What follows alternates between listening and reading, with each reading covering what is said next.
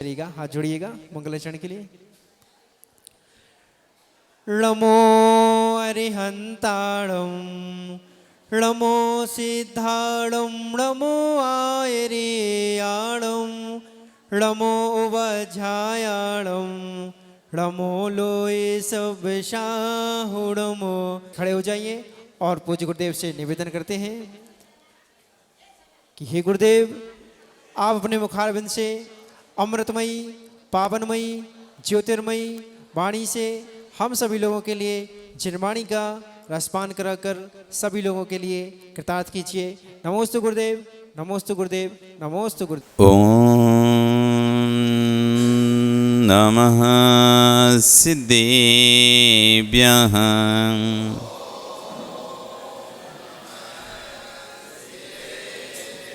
ओम नमः सिद्धेभ्यः।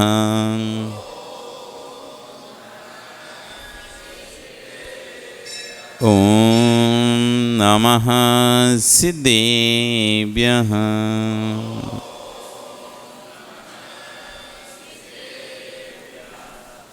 सत्वे सुमित्रिं गुणिषु प्रमोदं क्लिष्टेषु जीवेषु कृपापरतुं माध्यस्थभावं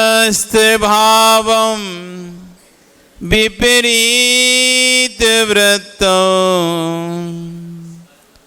सदा ममात्मा विदधातु देव। सदा ममात्मा विदधातु देव। नमो अरिहन्ताणं नमो सिद्धाणं नमो आयरियाणं नमो वज्झायाणं नमो लोये सव्यसाहुणं। बोले अनंत अनंत से परमेष्ठी भगवानी की, आदिरम आदिनाथ भगवानी की, वर्तमान शासन महावीर भगवानी की, आचार्य श्री 108 कुलवंत अमित गति स्वामी महाराज की, आचार्य गुरु श्री 108 विश्व सागर जी महाराज की, अहिंसा में विश्व धर्म की। बंधु, वर्तमान शासन न्यायिक वर्धमान स्वामी के शासन में तीर्थंकर प्रभु की चरण विश्राम में बैठकर हम सभी जिन देशना का श्रवण कर रहे हैं, आचार्य अमित गति स्वामी महाराज जहां आत्मा के अंतस की व्याख्या कर रहे हैं, तो वहीं आचार्य हुन अपने सामयिक देशना में उसका व्याख्यान करते हुए कल कह रहे थे, मस्तिष्क ठंडा होना चाहिए। मस्तिष्क जितना ठंडा रहेगा, जितना तनाव मुक्त रहेगा, उतना व्यक्ति विवेक और विचार में से युक्त हो सकता है। चाहे लेखक हो, चाहे वक्ता हो, चाहे विचारक हो, ये तभी तक सोच पाते हैं जब तक मस्तिष्क ठंडा है। और जब मस्तिष्क गर्म हुआ, तनाव हुआ, तो एक शब्द भी नहीं सोच सकते। लेखनी कब बढ़िया चलती है? जब मस्तिष्क ठंडा होता है। लेखनी कब बढ़िया चलती है? जब कोई तनाव नहीं होता, उस समय लेखनी चलती है। जो कभी नहीं सोचा होगा वह विचार आता है उस समय।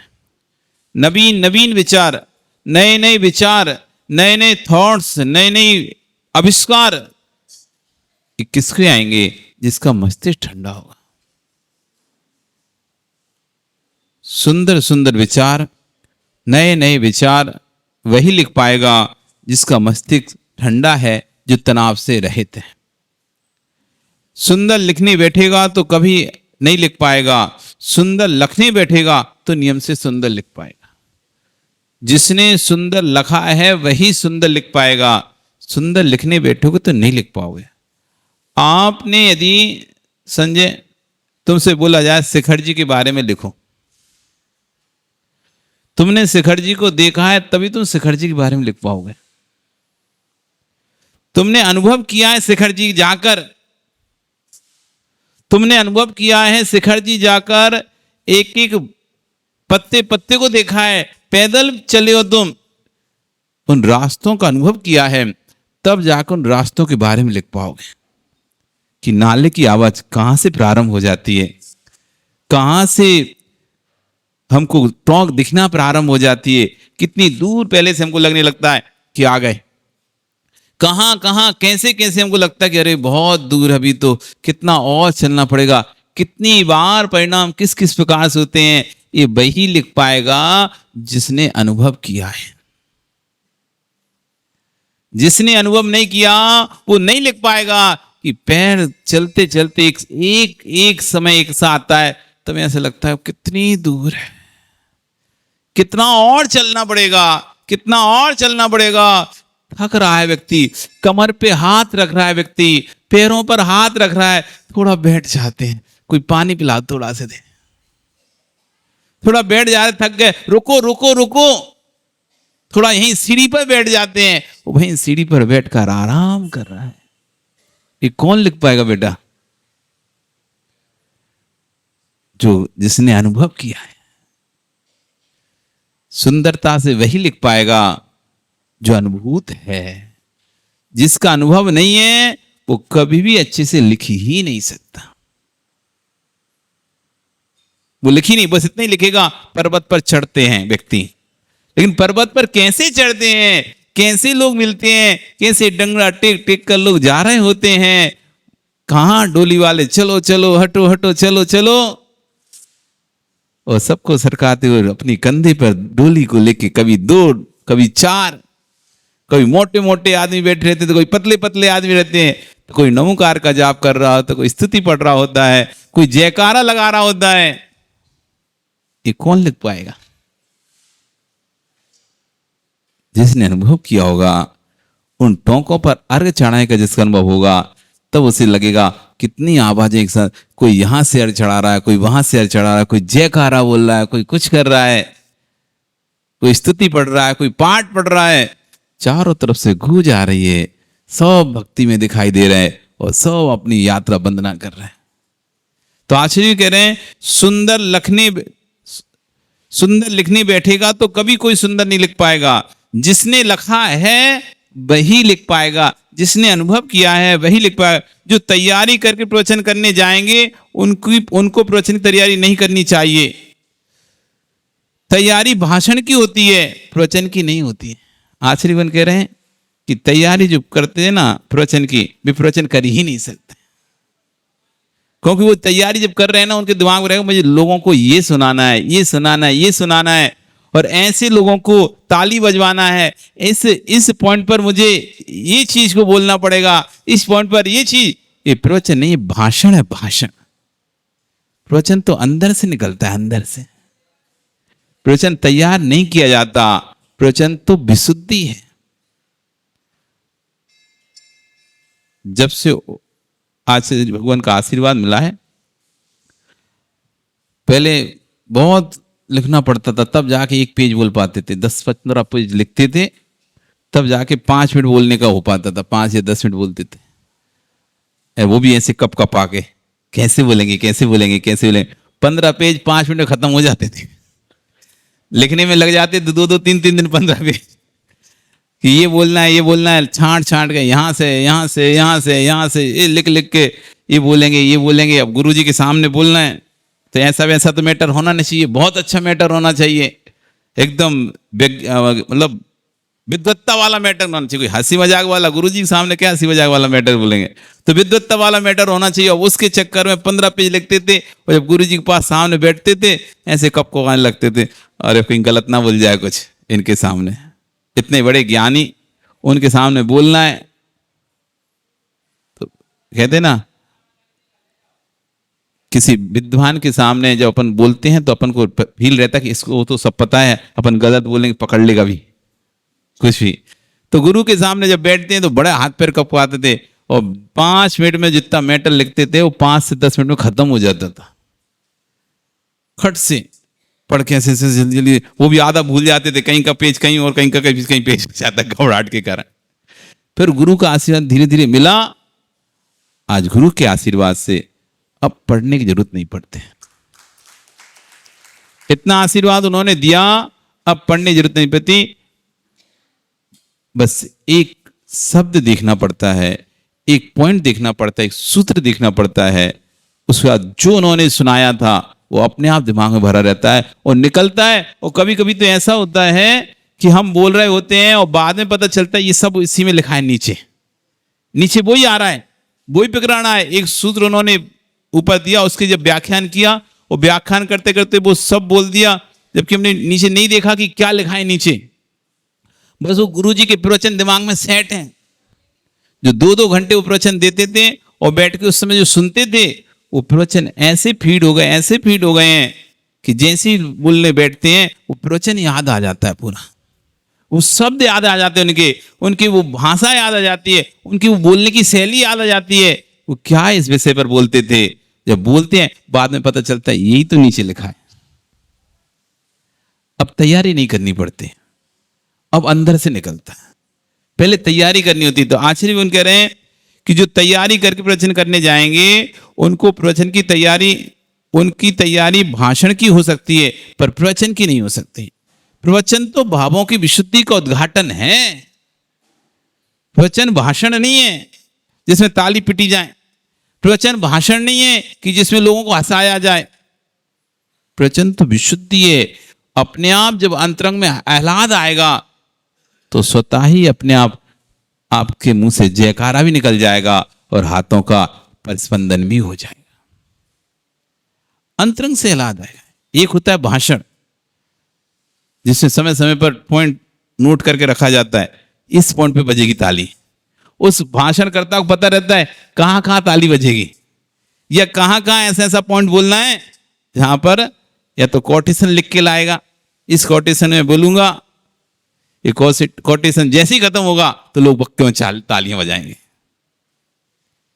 ये भाषण आचार्य कह रहे हैं तैयारी भाषण की हो सकती है, प्रवचन तो भावों की विशुद्धि का उद्घाटित शब्द है, उसका नाम प्रवचन है। तैयारी करके नहीं जाना, तैयार होकर जाना। तैयारी करके नहीं, तैयार होकर रहना, वही उपदेश है, वही प्रवचन है। इसलिए ध्यान दो हे भगवान। वे निर्गंत योगी बाहर विचरण करते हैं, भीतर रमण करते हैं। भीतर रमण का आनंद अद्वैत का है और ब्रह्म भाव है। मतलब बाहर में आपको विहार करते दिखेंगे लेकिन अंदर में अपनी आत्मा में रमण करते दिखेंगे। जो ब्रह्म सत्ता अद्वैत सत्ता है, ज्ञानियों विश्व की संपूर्ण सत्ता जब गौण हो जाती है, जब आत्मा की ब्रह्म सत्ता का उद्घाटन होता है। जब सब विषय गौण हो जाते हैं तब आत्म विषय का उद्घाटन होता है। और जब तक सब विषय चलते रहेंगे बाहर, तब तक आत्मा का आनंद नहीं आएगा। आप इस परिसर में बैठे हो तो परिसर में आते अनुभूति ले रहे हो, आप सद ब्रह्म से स्पर्शित हो, आद ब्रह्म की ओर जा रहे हो, इसलिए आप इतने शांत बैठे हो। क्या कारण है कि सबके परिणाम बदल रहे हैं? आचार्य कह रहे हैं कि आप इस परिसर में बैठ के जब जिनवाणी सुनते हो तो आपके कुछ परिणाम बदलते हैं कि नहीं बदलते? पहले के परिणामों से और जिनवाणी सुनते समय परिणाम कोई अंतर होता है कि नहीं होता? परिणाम में किसी प्रकार की कसाय का उद्वेग आ रहा है कि इस समय भी किसी बारे में कुछ सोच रहे हो कि आप इस समय सिर्फ जिनवाणी के शब्दों को सुन रहे हो।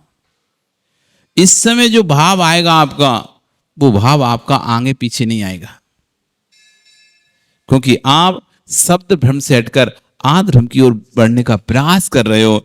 आचार्य कह रहे हैं कि क्या कारण है कि सबके परिणाम बदल रहे हैं? भ्रम शब्द कहता है कि शांत हो जाओ। लोटा में पानी लिया, सिर पर डाल लेना। जब लोटे में पानी ले रहे थे, सिर पर डाल रहे थे, तब चंचलता थी, अनुभूति नहीं थी, लेकिन डाल लिया उसके बाद ठंडक महसूस होती कि नहीं होती? पानी डाला, चाहे ठंडी हो चाहे गर्मी हो, पानी डालने के बाद कुछ महसूस होता है क्या? गर्मी होगी तो एक शांति महसूस होती है। ठंडा पानी था, आपने अपने ऊपर डाला, दीपक डालने के बाद ठंडी का समय, तो कुछ अनुभूति होगी कि नहीं होगी? ठंडी। और गर्मी के समय तभी कोई अनुभूति है। जब अनुभूति ले रहे हो तब डाल नहीं रहे हो, और जब डाल रहे हो तब अनुभूति नहीं ले रहे। अनुभूति का समय क्रिया शून्य होता है। अनुभूति का समय क्रिया शून्य होता है, क्रिया के समय अनुभूति नहीं होती। भोजन की क्रिया, चबाने की क्रिया जब होती है तब कंठ में स्वाद नहीं होता, और जब कंठ में निगलते हैं तब चबाया नहीं जाता है। जब कंठ में स्वाद आता तब चबाने की क्रिया नहीं है, और जब चबाने की क्रिया हो रही है तब स्वाद लेने की क्रिया नहीं है। आज भी कह रहे हैं, जब पानी डाल रहे थे, लोटा से पानी ले रहे थे, सिर पर डाल रहे थे, तब चंचलता थी, अनुभूति नहीं थी। और जब सिर पर पानी डल चुका तब पानी नहीं डाल रहे थे, लोटा नहीं भर रहे थे, उसमें शीतलता की अनुभूति ले रहे थे। सांस खोलना, सांस पड़ना, ये आनंद नहीं है। सांस पड़ने के बाद जो अनुभूति आ रही है वो आनंद है। जो प्रवचन सुनने के बाद थोड़ी देर के बाद जो एक भाव बनता है, हाँ सही है, मुझे भी ऐसा नहीं करना चाहिए था, हाँ दुष्ट गया, मैंने गलत किया, हाँ दुष्ट चिंतियम, मैंने दुष्ट चिंतन किया, हाँ दुष्ट भाष्यम, मैंने दुष्ट भाषण किया। जिसे पश्चाताप बोलते हो आप, पश्चाताप वह है अनुभूति। अपनी गलतियों पर जो गिलानी भाव आ रहा है वो है अनुभूति। मुझे ऐसा नहीं करना चाहिए था, मैंने गलत किया। शब्द भ्रम, आत्म भ्रम, सुनना शब्द भ्रम में, उसकी अनुभूति लेना आत्म भ्रम में। फील आना चाहिए, भाव वासना होना चाहिए। आचार्य करें, ग्रंथों को पढ़ो। करणान युग में बहुत सारी संख्याओं का वर्णन है, बहुत सारे पल, सागर, इन शब्दों का वर्णन है। तो शब्दों को मत सुनो, इनकी भाव वासना करो। कोड़ा कोड़ी सागर का कर बनता है, कोड़ा कोड़ी सागर का, सुनने में ऐसा लग रहा है बस कोड़ा कोड़ी सागर का, बस कोड़ा कोड़ी सागर कितना होता है, इसकी भाव वासना करो। एक सागर का तो अंदाजा नहीं लगा सकते, मैंने इतना, एक सागर का प्रमाण इतना वर्ष होता है, फिर करोड़ सागर, और करोड़ में भी गड़ोड़ का गुणा कर दो तो कोड़ा कोड़ी सागर। वो भाव वासना जिस दिन होगी उस दिन आपको समझ में आएगा कि कितना कर्म का बंध होता है हमारे द्वारा एक समय में। असंख्यात लोक प्रमाण कर्म का बंद कर सकता है व्यक्ति एक समय में, और असंख्यात लोक प्रमाण कर्म की निर्जरा कर सकता है व्यक्ति एक समय में। इतने सारे असंख्यात लोग, मतलब एक लोग असंख्यात प्रदेशों के बराबर होता है, और ऐसे असंख्यात लोग इतना कर्म का निर्जरा एक समय के विशुद्ध परिणामों से कर सकता है, और इतने कर्मों का बंद एक समय की संक्लिष्टता से कर सकता है। इसकी भाव वासना जिस दिन होगी, कितना कर्म का बंद हो रहा है, तब एक एक काम करते करते तुम्हें, अरे भैया कर्म का बंद होगा। मैं झूठ बोल रहा हूं, व्यर्थ में झूठ बोल रहा हूं, कोई काम नहीं मुझे झूठ बोलने का, तब भी मैं झूठ बोल रहा हूं, कितना कर्म का बंद होगा। देखो मैं मायाचारी कर रहा हूं, व्यर्थ में मायाचारी कर रहा हूं, मुझे मायाचारी करने की यहां कोई जरूरत नहीं थी। मैं बिना मायाचारी के भी निकल सकता था यहां से, शांति से हाँ या ना बोल के, तब भी देखो मैं मायाचारी कर रहा हूं, कितने कर्म का बंद कर रहा हूं। मैं इस स्थान से बिना हिंसा करे भी जा सकता था, पर मैं यहां दे बैठ के देखो कितनी हिंसा कर रहा हूं, कितने कर्म का बंद हो रहा हूं। मैं चाहता था अब गर्मी नहीं है, अब ठंडी आ गई है, मुझे पंखा की जरूरत नहीं थी। मैं चाहता तो पंखा बंद करके बैठ सकता था, लेकिन जरूरत नहीं थी, चल जाता काम। फिर भी आदत से मजबूर, जब तक चलेगा नहीं तो एक शांति महसूस नहीं होती। लोगों की आदत होती है ना, ठंडियों में कम्बल ओढ़ के सोएंगे, भले पंखा चलाएंगे, पंखा चला के ऐसा नहीं कि गर्मी लग रही इसलिए चला रहे हैं, वो आदत में आ गई। आदत में जब तक उसकी आवाज नहीं सुन लेंगे भन भन भन भन भन भन भन भन भन भन की, तब तक नींद नहीं आती। उन्हें गर्मी नहीं लग रही कि गर्मी कहां से पंखा चला रहा कोई व्यक्ति, लग रही ठंडी और ओढ़ रहा है कम्बल, चद्दर कम्बल ओढ़ के सो रहा है, लेकिन फिर भी चलाना है, बंद कर देगा, अरे भाई तुम चालू करो, नींद नहीं आएगी नहीं तो मुझे। क्यों? वो आदत में आ गया, वो आवाज ऐसी भर गई है दिमाग में, जब तक वो बजे नहीं ना, चले नहीं तो उसको नींद नहीं आती। तो ऐसे कई स्थान, निर्जरा के स्थान हैं जहां व्यर्थ के हिंसा से बच सकते हैं। पर कब बचेंगे? जब हमारे दिमाग में बोध होगा असंख्यात कर्मों का बंद होगा, मुझे, मैं चाहूं तो इससे बच सकता हूं। क्यों व्यर्थ में किसी की गप्पे में बैठना है?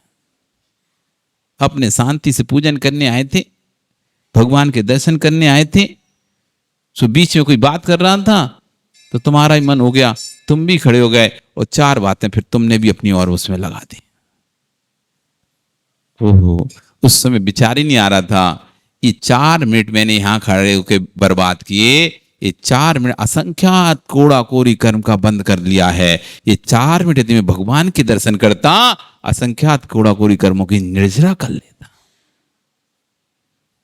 मैं घर से चला था पुण्य के बंद के लिए, और यहां मैं मंदिर में बैठकर 4 लोगों की बातों में, जबकि घर से कुछ भी सोच के नहीं चला था कि 4 लोगों से बात करूंगा मंदिर में जाके, बस ये सोच के चला था भगवान की भक्ति करूंगा।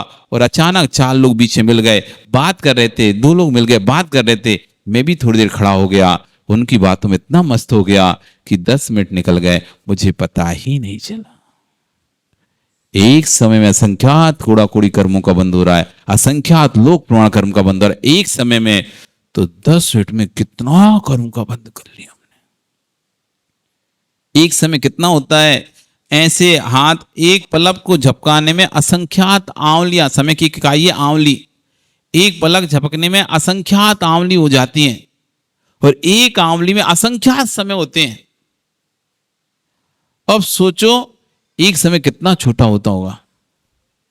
एक पलक झपकाने में असंख्यात आंवलियां और एक आंवली में असंख्यात समय, तो एक समय कितना न्यून है, कितना छोटा है। उस एक समय में असंख्यात कूड़ा कूड़ी कर्मों का बंद हो गया, असंख्यात लोक प्रमाण कर्म का बंद हो गया है।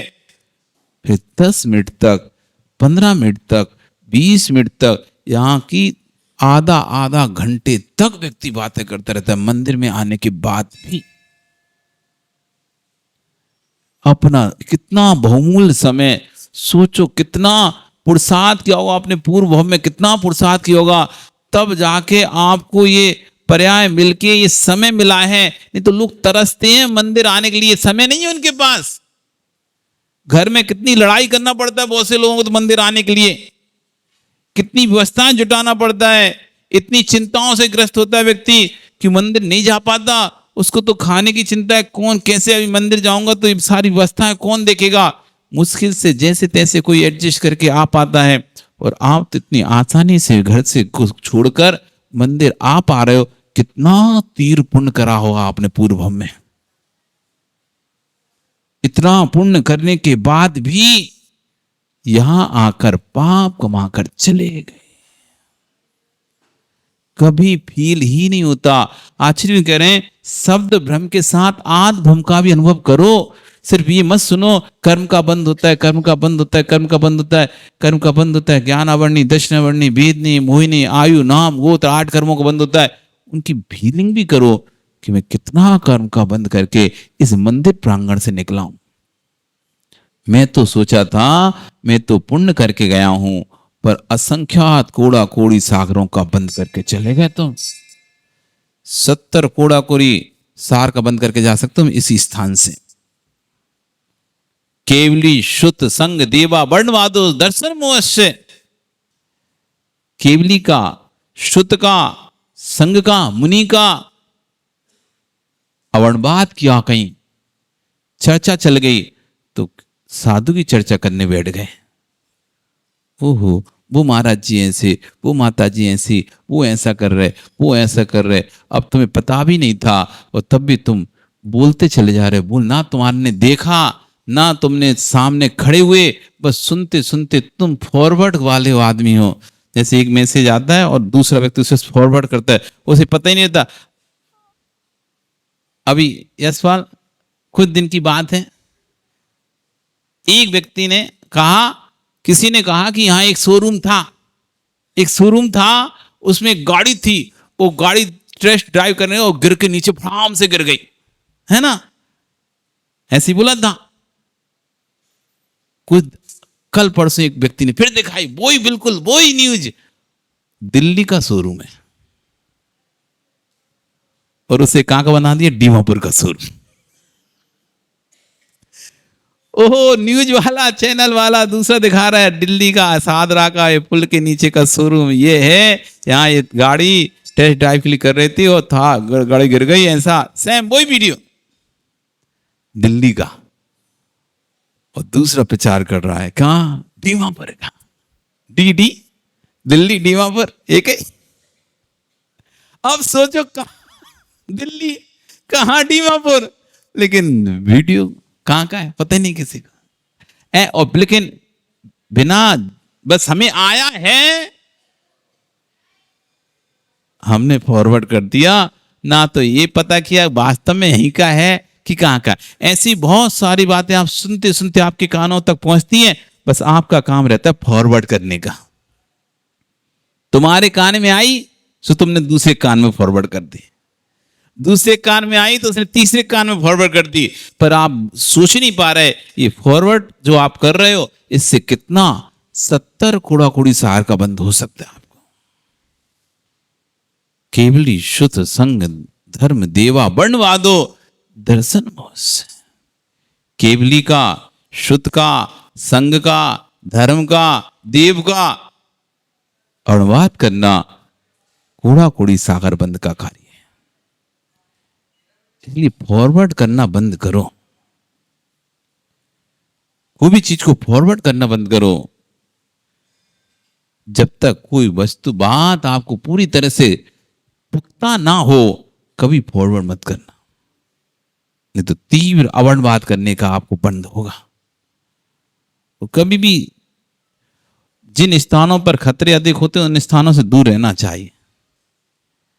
जिन स्थानों पर खतरे डेंजर जोन लिखा रहता है ना, एक हड्डी सी बनाया जाता है सिर और वो ऐसी 2 हड्डी ऐसे करके, क्या कहते हैं, डेंजर। डेंजर जोन जहां होते हैं ना, तो निगत्ति निकाचित कर्म का बंद का सबसे बड़ा डेंजर जोन है।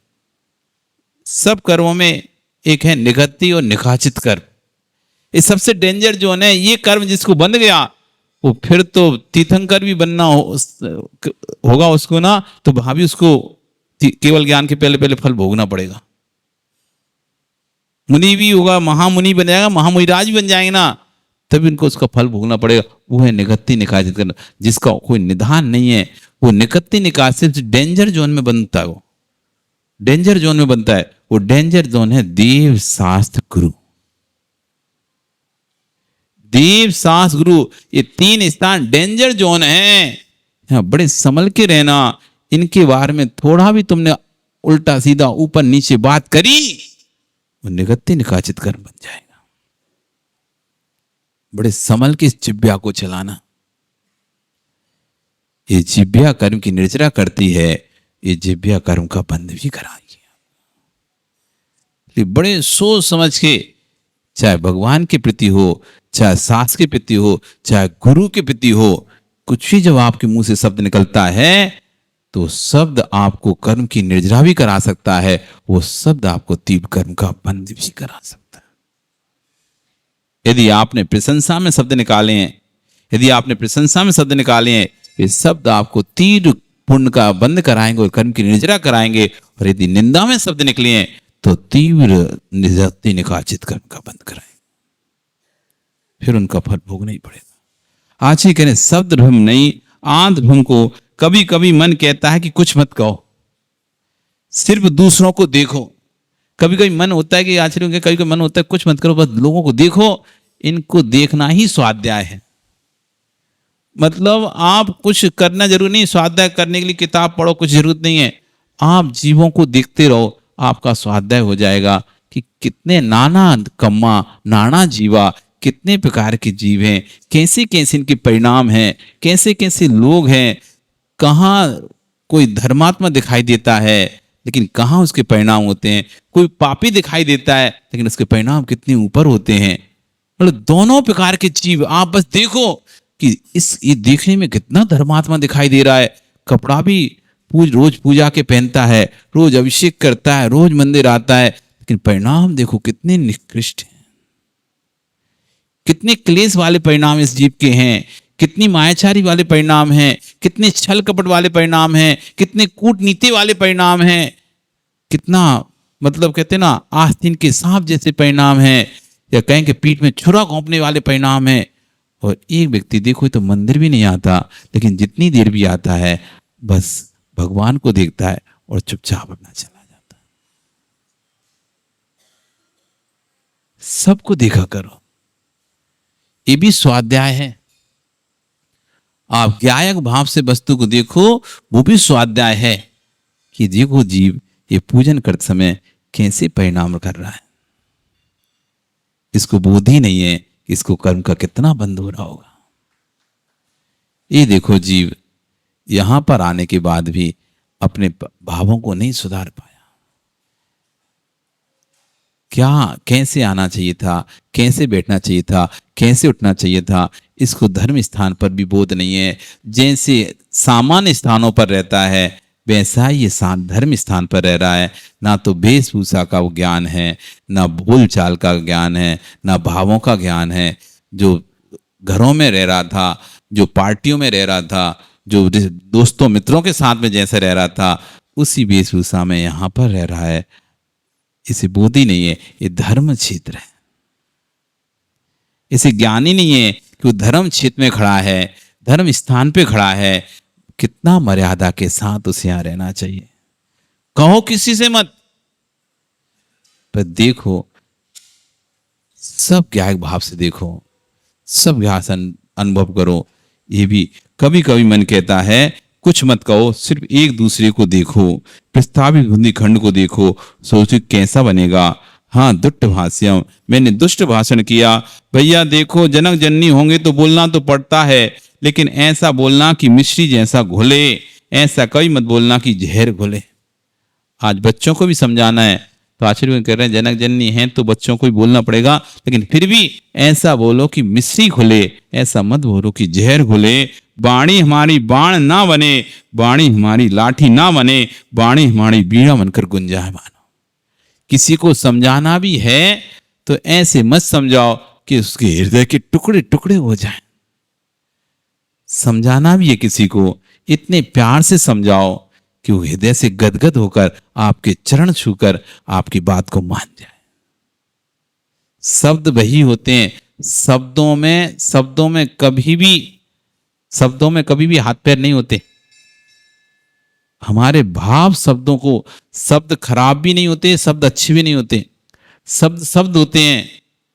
हमारे भावों से शब्दों में खराब और अच्छापना आता है। क्योंकि आप मजाक में कितनी बार ऐसी बातें करते हो यदि उसमें की जाए सीरियसली में तो सामने वाले को बुरा लग जाएगा। ऐसी कितनी बातें, जा तू निकल यहां से, अभी तू उठ, अभी जा। लेकिन मजाक में बोल रहा है तो सामने वाला भी आपके भावों को समझ रहा है, ये सीरियस नहीं है, मजाक में कह रहा है उठ उठ बहुत हो गया, तू जा जा जा अभी, अब नहीं, अब बजा। अब मजाक में बोल रहा है ना तो उसको फील नहीं हो रहा, चुप नहीं रहा, उठ तू जा। जब सीरियस होके बोल दिया वही शब्द देखो मुझे भगा रहा है, और वही मजाक में जाओ जाओ जाओ, हो गया बहुत हो गया, चलो चलो चलो अब हो गया, सो चलो हटो चलो जाओ। कितने शब्द ऐसे बोलते हैं, हट चल चल हट हट, लेकिन वो सामने वाले नहीं चुभ रहे। क्यों नहीं चुभ रहे? क्योंकि भाव आपके चुभाने के नहीं है। और वही सब जब चुभाने के होते, चल हट चल, देखो कितना जल्दी बदल गया भाव, हट दूर हट। भाव से समझ में आ रहा है ना कि सामने वाले को ऑटोमेटिक बुरा लगेगा। फिर तुम हमने तो बस इतना ही बोला था चल हट,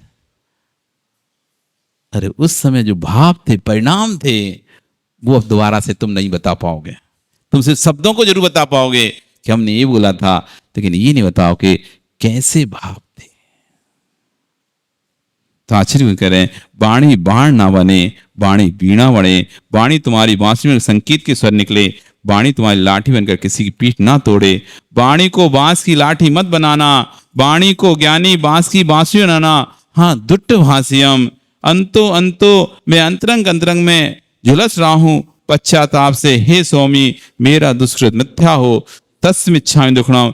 हे प्रभु, मैंने दुष्ट बोला, दुष्ट किया, दुष्ट भाषण किया, वे सारे दुष्ट मिथ्याओं, तस्मिच्छामि दुष्कृतम्। ये है प्रतिक्रमण। इस तरह से किया जाता है प्रतिक्रमण। आपका कल फिर आओगे, पर्या रही तो और आचार्यगण यहाँ पर चर्चा करेंगे, उनकी हम चर्चा करेंगे। बोलिए भगवान महावीर स्वामी की। चलिए